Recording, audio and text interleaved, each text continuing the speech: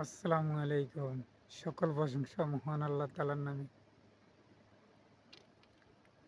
এই দুনিয়াটা এক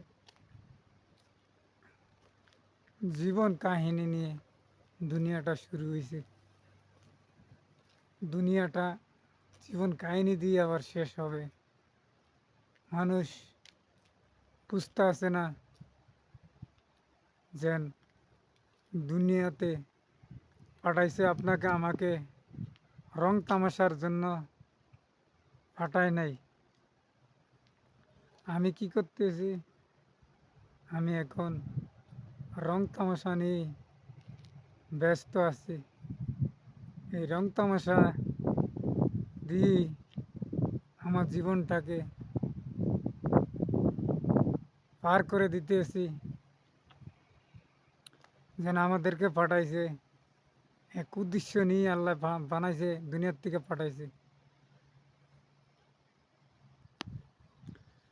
এই যে সূর্যটা বানাইছে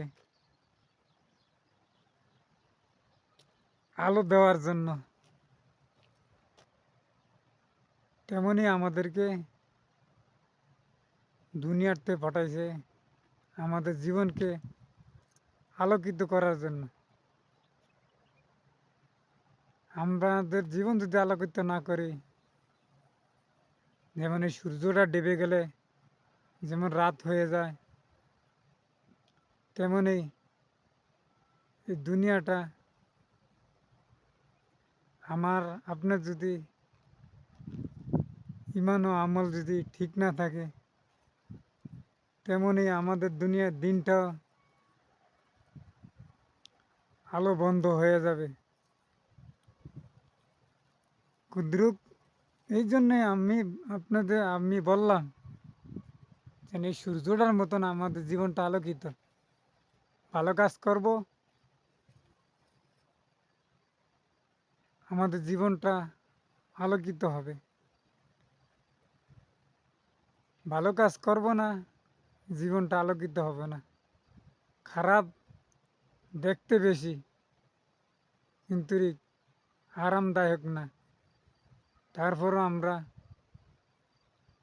খারাপ নিয়ে ব্যস্ত আছি, জীবনটাকে নিয়ে মগ্ন আছি। আমরা যদি জীবন থেকে আর এই ইয়ার থেকে যদি না বাইরে দিতাম পারি, আমাদের জীবনটাই সুন্দর হবে না। তাই আসেন